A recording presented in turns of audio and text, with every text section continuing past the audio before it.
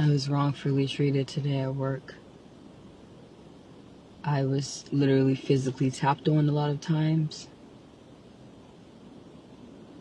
My name kept getting called. I was doing a great job. I kept getting sabotaged, tempted, so my button can get pressed and I can go out of character. So although I went out of character, all I could say was stop talking to me. That's all I could say. Stop talking to me. And to walk into my space, still bothering me, and I said, get away from me. Please get out of my space if you don't mind. I can't talk right now, and you still continue to touch me. That made me very unhappy. It was ridiculous. Because I know that I'm a great person, and I know I won't be tolerating that. So since they decided to bully me, let the universe show them what's next. Because it wasn't right. It was ridiculous. And there will be hell to pay for that. Without a doubt.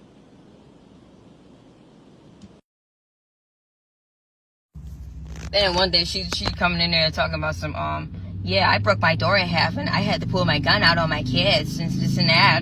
Well, you know, telling us that like the fuck you telling us you pulled a gun out on your kids for? You sound like a fucking psychopath. That's what I wanted to tell her. She was talking about some she blacked out. I'm like, yeah, you must have had blacked out if you pulled the gun out on your kids. Like, you know, like I'm like, what the fuck you telling me this for? Like then she's like trying to make it seem like that she big dog or some shit. Give a fuck about you telling me about you pulling the gun out on a kid. I don't fucking like that shit doesn't scare me. You know what I mean? That shit doesn't scare me. If she thought she was trying to intimidate me, that shit didn't intimidate me at all. I don't give a fuck about her telling me about what the fuck she did. You know, and maybe that's why they always fighting her, to defend themselves. They probably felt like their life was threatened. The fuck out of here with that shit. I got sent home early yesterday. I got sent home early today by the same person. I'm telling you, she's a bully. This shit isn't funny.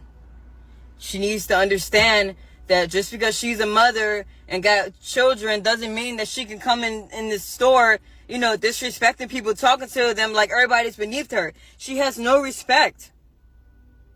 And it isn't funny at all. Like, seriously, man, I got shit I gotta take care of. And she keeps sending me home early. It's not funny. She's playing games. And then all day, throughout the day, she keeps saying her little racial shit. And then throughout the day, she keeps on, like, putting negative energy in the air, talking about people, gossiping about people. It's not funny, man. That shit gonna have to stop. She's a bully. I'm telling you. She's a bully. She brings a lot of negative energy in there. She always panic when there's a lot going on, and then she try to manipulate that and make it seem like we ain't doing something right, but we are working really hard and doing great. It's just the fact that she panicked, and I caught her a few times making a mistake, and she tried to hurry up and play it off. You know, nobody's perfect. It's fucking McDonald's. It happens. You know what I mean? Like, sometimes, like, somebody might get confused. So fuck, it gets busy, yeah. But she needs to stop playing like she don't be making mistakes. I be catching her. So all that animosity and shit that she keep putting in the air and stuff, then trying to tell me, I'm always snapping on people. No, that's false. No, I don't snap on people. I don't go in there doing that. I tell her, no, I make peace. That's what I'm doing. I've been creating peace. So all that negative energy that she's bringing in there and trying to manipulate it, no, that's going to stop. All that negative shit she's saying about, you know, her personal life, all of that. No, she's bringing all of that in there and then playing games saying she want to take her belt off and beat somebody. Y'all act like my kids in here. No, we ain't your kids. Respect us. Stop talking to us like that. That shit is crazy. I'm telling you. But to get sent home 2 days in a row, man, and I came in on my off day to make up my time, and she still sends me home early, it's not funny. Somebody gonna have to do something about that. It's not funny. It's not fair. It isn't funny at all. So, you know, she could keep being a bully if she wants to, but that shit is going to catch up to her. Because it ain't funny at all. And more breaking news this morning. Violence breaks out at a local McDonald's where police say an argument between co-workers led to one of them being stabbed to death. And Fox News' Camille Mary, she just got an update from East Point Police a short time ago. Camille joins us live now. Camille, what have you learned? Yeah, this is an absolutely horrific story. We just got briefed from East Point Police, and then we headed down here, which is about a mile down the road, here at the 9 Mile McDonald's. So I want you to take a look at some video. We're going to talk about what happened. So let's rewind the clock back to about 8 o'clock. Actually, prior to that, there was a dispute. Police say there was a dispute between two employees. One employee leaves, a verbal altercation. One employee leaves, comes back, and then proceeds, this is according to police, proceeds to stab that employee, that fellow employee that they had a dispute with, in the area of the drive-through inside where the employees work. Well, then this is where things take a twist. A customer in the car going through the drive-through sees this, witnesses this. He takes a gun, this according to police, shoots it up in the air, and then realizes exactly what's happening, trying to stop this stabbing from happening. And then he actually chases, the suspect runs away, and then he chases that suspect, holds that suspect at gunpoint until police get there. Now, we did talk to some witnesses, and we're going to hear from them in a minute, but I do want to report that we have confirmed from police that the victim is deceased, a woman in her 30s, and the suspect is in custody, a 26-year-old woman. But let's listen to what that one witness had to say. She left for 5 minutes. She came back with a mask on her face, and the only thing I seen was her hands. That's how I knew it was her. And she started stabbing her, and I ran for help, and basically asking everybody, like, help or whatever. I tried to stop her. It was no stopping her. She stabbed her everywhere. Absolutely horrible story. Now, police are crediting that customer who was in the drive-through. He had a CPL. He was registered, could carry a gun legally. They said if it wasn't for him, if he wouldn't have shot that warning shot and gotten out of his car and ran after the suspect, that police believe that the suspect would still be out there right now.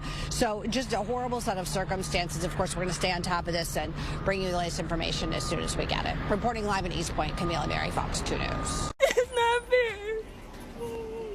It's not fair. A heartbreaking scene in East Point where a dispute between two co-workers ended in a deadly stabbing. How police say witnesses helped catch the suspect. Good afternoon, and thanks for joining us. I'm Rochelle Graham. That family is devastated after learning their mother was stabbed to death at a McDonald's, allegedly by one of her co-workers. Our Jack Springate joins us live outside that McDonald's. He talked to the family as they continue to mourn their mother's loss. Jack? Well, Rochelle, emotions of utter disbelief from family members about what happened this morning to 39-year-old mother of 6, Jennifer Harris. Her daughters not only tell me that they're shocked by the fact that the suspect in this case is someone they've met before, a co-worker of their mother's, but also that this all happened at a place where their mother worked to provide for her 6 kids. My mama died trying to take care of us. Layers of emotion poured out of Harris's oldest daughter as she tries to process losing her mother. She was so good to everybody. A hard-working woman. My mama was even good to her. Griffin talking about the suspect, a 26-year-old woman who she says met these kids before as one of her mom's co-workers before they'd know her as the person accused of killing their mother. We met the lady and everything. I don't understand why she had to kill her. Police say Harris, the manager during the shift, sent the suspect home following an argument. They claim the suspect returned from her car with a knife and mask and started attacking the victim. They say she only stopped when a customer at the drive-thru fired his gun in the air to stop the attack. The suspect stopped stabbing the victim.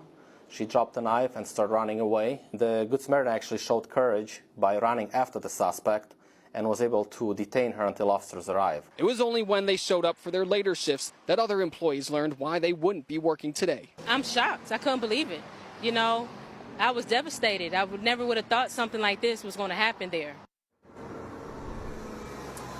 Now, obviously, a lot of emotions and a lot of processing by family members today, but they do say they plan on creating a fund to raise money to provide for Harris's 6 kids. I'll update our story online with ways you can help as soon as I learn more from family members. But for now, reporting live in East Point, I'm Jack Springate, CBS News, Detroit.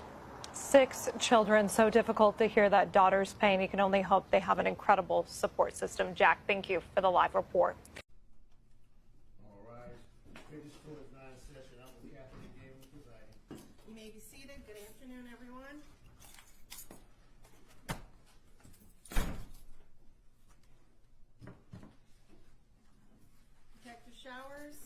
please approach for the swear-to?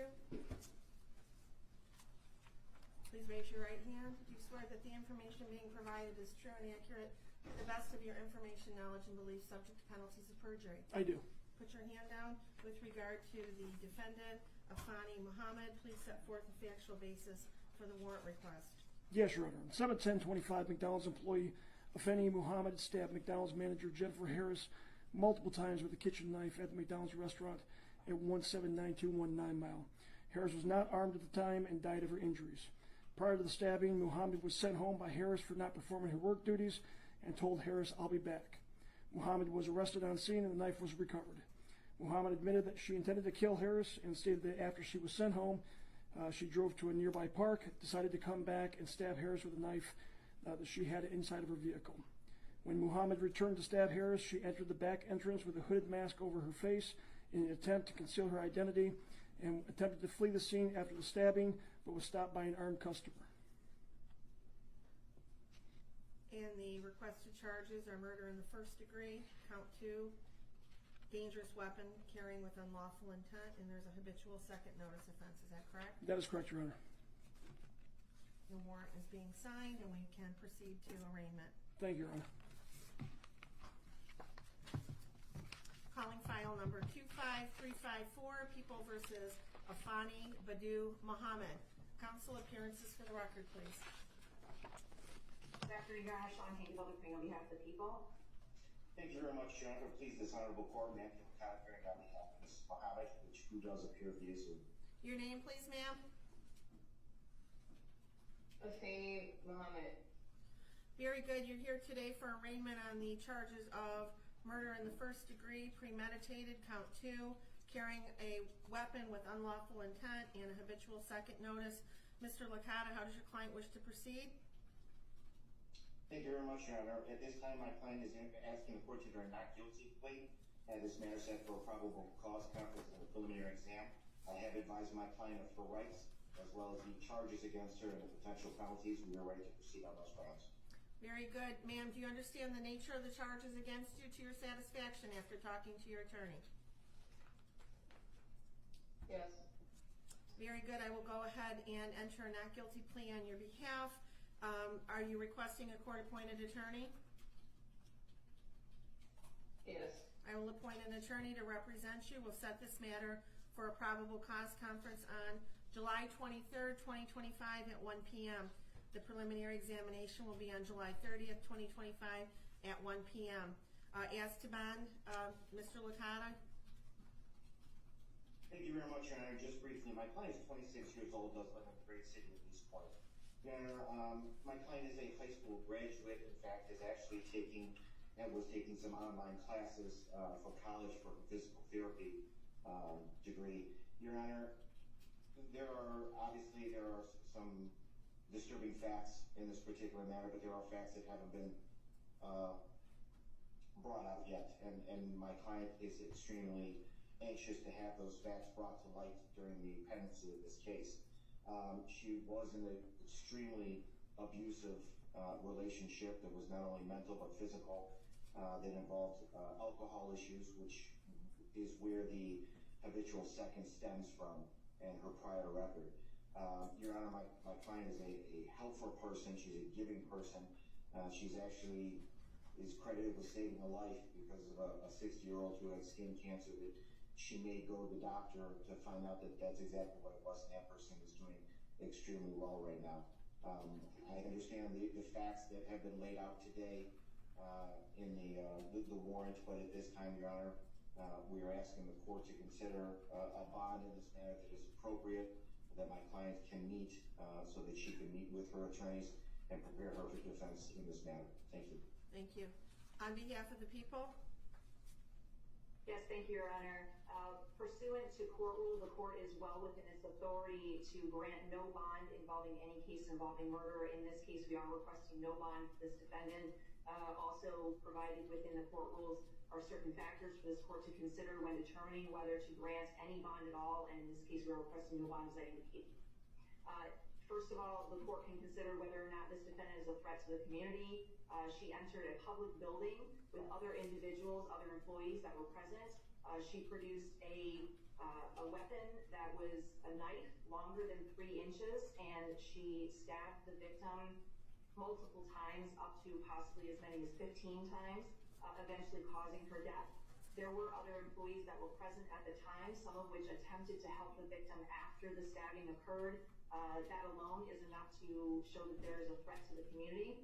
She then ran from the building to her vehicle, presumably with the intent to flee from the scene. She was stopped by a helpful bystander.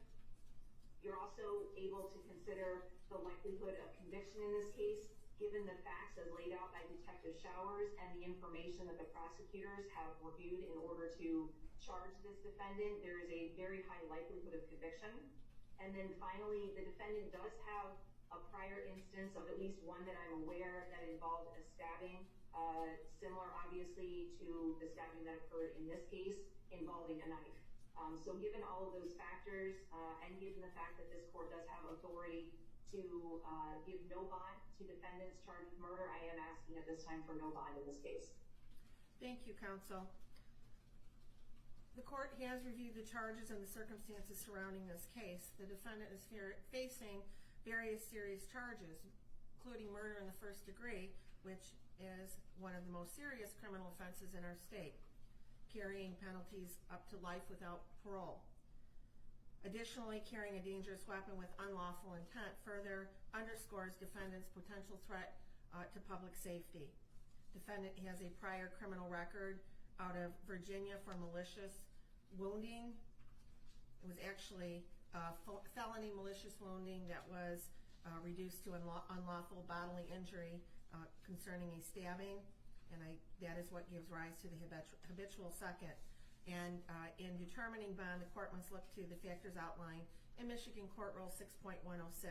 Number one, the seriousness of the offense and the danger posed to the community.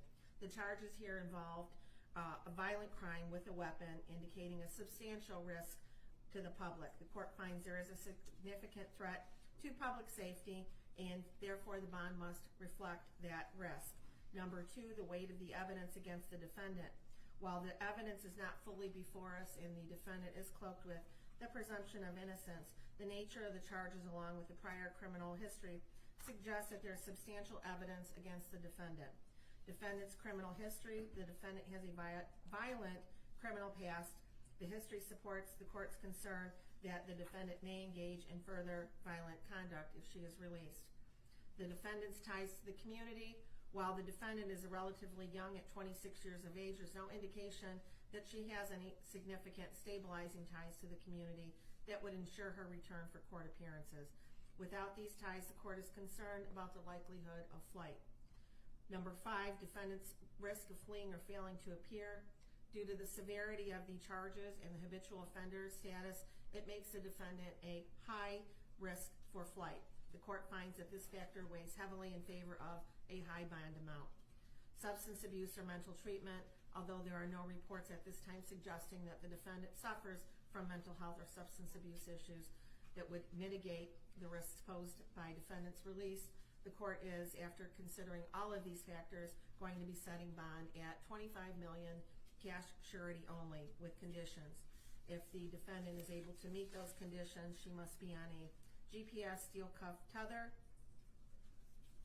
She is not to leave the state of Michigan. She is to report her address within 24 hours of, she must report any change of address within 24 hours. There would be stringent daily contact with community corrections as to her whereabouts. She also would be required to have alcohol and drug testing as condition of her release. There would be no contact with the family of the decedent. Any witnesses, she is not to return to McDonald's. And if she is unable to post the $25 million bond, she will remain in custody pending further proceedings. And that concludes this matter for today. We will see you back here, ma'am, on July 23rd at 1 o'clock for your probable cause conference. Thank you. Thank you, Your Honor. Thank you very much, Your Honor. Hello, good morning, good afternoon, good evening. Whenever you are watching this video. As you guys have seen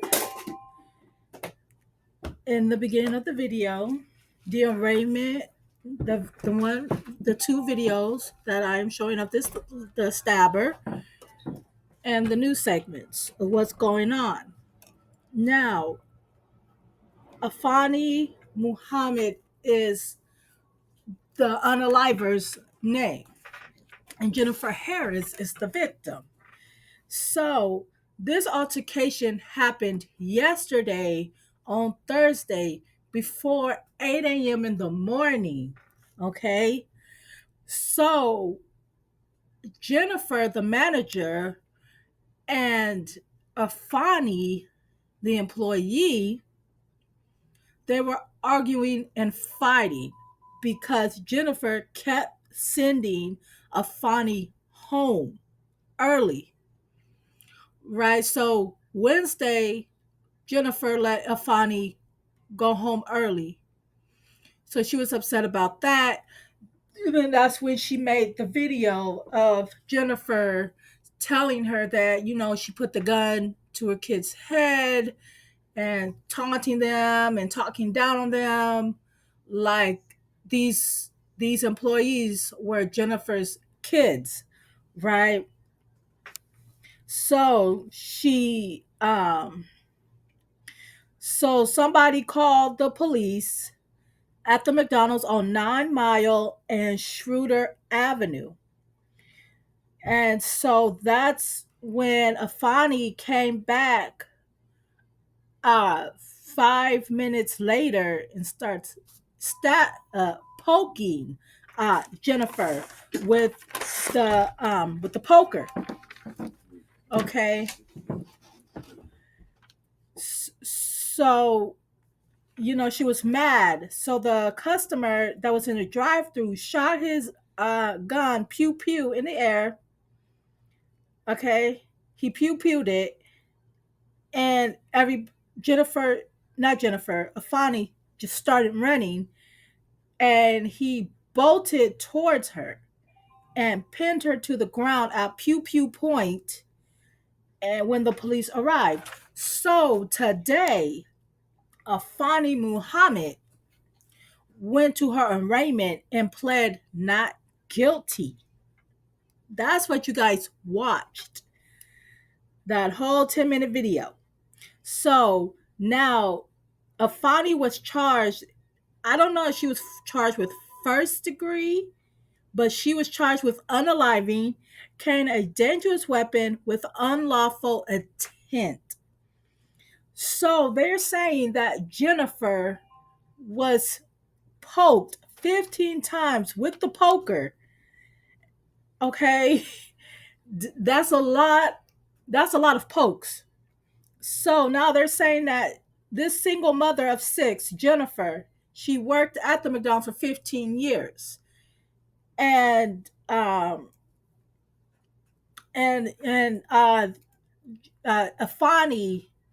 just couldn't take the fact that Jennifer was letting her go. But the funny part is she was trying to conceal her face with a mask. But a coworker noticed her fingernails. That's how they said, hey, that's Afeni. That's just not a random robber. Right? And so her attorney said in her arraignment today that she was in an abusive relationship mentally and physically. So he's saying that that's the reason why she just went around and started poking the manager. But I think it was more than that because she kept getting sent home early 2 days in a row. And yesterday was her off day, and she went in there to make up her hours because she needed those hours that Jennifer was taking away from her. And she was just getting mad because she said she has a lot of stuff to pay for. She got a lot of things to do. And she just needs this money. And she's saying that Jennifer, the manager, was a bully and she gets what she deserves. But I mean, this is such a crazy situation. Getting sent home early does not equate for you to be stabbing people. You know, this is insane. You know, I really hope that she gets life in prison for taking away this woman just for getting sent home early. And I guess she said because it wasn't fair that she was getting sent home early, and she just like, it's not funny, it's not funny. But hell, what do I know? I'm just a talking head. Have a great day, YouTube. So yesterday I told you guys about Jennifer Harris, the mother of 6 whose life was taken by one of her employees at McDonald's in the drive-thru. So we did find out her name. Her name is Afeni Muhammad, and she made a couple of videos like days before and the day of this incident. It does seem like there was a history of issues between the two of them. In her video, she does state that it was because of bullying, that she was being bullied by her, that she was having like inappropriate conversations with her, and that she kept sending her home. She needed to be at work and making her money. As you know, if you've been here before, I am big on mental health, and that is how that came across to me, that it was some things going on mentally that she was dealing with, and she may have just gotten to her breaking point. But the way that she rambled on, if you actually listen to her, it gives a very clear, sign that it was thing that she was processing mentally. I have not been able to find anybody to confirm her, accounts of the bullying. Does that mean it did not happen in that way, shape, or form? No, absolutely does not mean that. But I just have not found anything or anyone else that kind of confirms that, that was the behavior that Jennifer was displaying in front of anybody, around anybody, that anybody else had heard at this time. Does that mean it won't come out? It might come out. It just has not at this time, and it is at this time giving that it may have just been some mental things that were going on. And those videos are all over the place, so if you want to go and, listen to her kind of give her account of things like the day or two before and the day of, because she said in the most recent video before the incident that it was the second day in a row that she had been sent home. People need their money, things is going on, I need to be at work, and you sending me home 2 days in a row. She does go into, that detail. So if you're wanting to see that information, it is available everywhere. All you gotta do is search her name and it is coming up. All right. But that is the update at this time, that we've gotten her name and kind of her side of the story that led up into the actual incident that took the life of Jennifer Harris. My mama was a good person. She was the best mom anybody could ever ask for. My mama died trying to take care of us. Damn. She was so good to everybody. A McDonald's manager was fatally poked by an employee after she sent her home 2 days in a row. I got sent home early yesterday. I got sent home early today by the same person. I'm telling you, she's a bully. This shit isn't funny. Social media videos posted by the suspect, she claims that the woman she fatally poked was a bully, came in and created a nasty environment in the McDonald's, and was talking to other employees like they were her kids. Just because she's a mother and got children doesn't mean that she can come in this store, disrespecting people, talking to them like everybody's beneath her. She has no respect. She got upset because she got sent home 2 days in a row, and she claims that she was actually there making up a shift for hours that she had previously lost and still got sent home early. That shit gonna have to stop. She's a bully. I'm telling you. She's a bully. She brings a lot of negative energy in there. In response to getting sent home, the girl actually took to her social media to post a couple of videos, and she said, again shaking my head, I said, nope, not today, and laughing like it's funny. This was shortly before this poking took place. Now, this all went down at a McDonald's off 9 Mile and Schroeder in East Point, Michigan. According to news reports, after getting sent home, the woman came back a couple of hours later and confronted the manager. That's when she fake poked her. A customer saw the dispute and fired a power in the air one time in order to get the dispute to settle out, and it did. This person fired that round. This woman tried to flee, but he was able to detain her. No cops were able to show up to the McDonald's and arrest her. Police were dispatched to the McDonald's at around 7:55 a.m. exam, and when they transported this mother to a local hospital, she unfortunately passed from her injuries. It's also unfortunate, especially considering the fact that this woman worked at McDonald's for literally 15 years before this fatal poking. I previously stated the 26-year-old suspect is currently in East Point police custody. She is going to get the book thrown at her for fatally poking this 39-year-old mother of 6. I'm curious to know what y'all think regarding this. Leave those condolences for the family of the victim down in the comments, you guys. Peace. Have y'all heard the case about the McDonald's worker that ended up unaliving her manager because her manager sent her home 2 days in a row?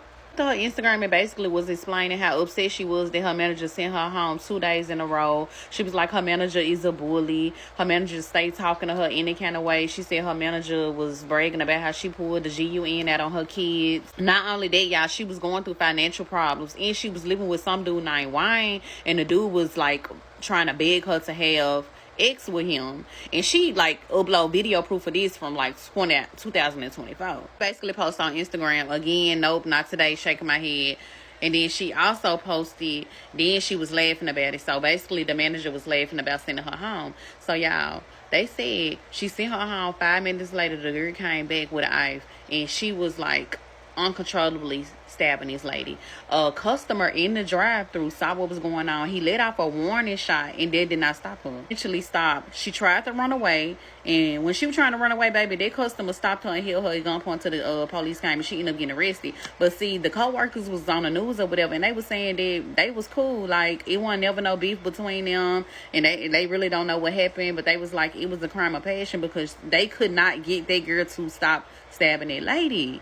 My prayers is out to the family, y'all. Mental illness is real. Mental health is real. That girl was like seriously going through a lot of shit, but she seriously needed some type of help. So if she had friends, they knew something was wrong with her. Like, you could tell something wasn't clicking up in her brain. She was going through something. I don't know if she had a mental breakdown or something, but she was seriously going through something. Then on top of that, you staying with a nigga that's trying to force you to have sex with him. So yeah, she was going through more than enough. But that does not justify her unaliving this lady. This lady was a mother of 6 kids, age 5 to 20. There's 6 kids without their mom. It's nobody in this world that's gonna treat you like your mama. Nobody. So what do y'all think about this story? Comment below and let me know what y'all think about this story. I'm eager to know, how do y'all feel about mental health? How do y'all feel about manager and co-workers relationships? Like, this was a crazy story, but we have 6 kids without their mom. Yo, the plot twist on how that McDonald's worker unalived her boss is insane, because she was sent home early. She came back with a ski mask on her face 5 minutes later, because she would always get online and vlog of the workplace stress and how her boss would always continue to send her home early. She had a lot of videos out here. I'm pretty sure y'all gonna come across them. But her boss sent her home early that day. She returned with a ski mask, and they said they was able to identify who she was by her by her fingernails. Anyway, she came back with a knife and went in. Not just one time, but multiple times. And I think it being multiple times, I think that says a lot psychologically and how bad the situation might have actually been. And it's crazy because the cops got caught because somebody was getting stabbed and shots was fired by a customer through the drive-thru that was trying to intervene. And they held her at Pew Pew Point until the police got there. What you guys think about this situation? It's so sad because this girl will always vlog online of the workplace stress and how she got treated wrong and she was talked to crazy and getting hands put on her. And then on the other side, you got this manager that lost her life and she got a lot of children left behind. This is just all sad.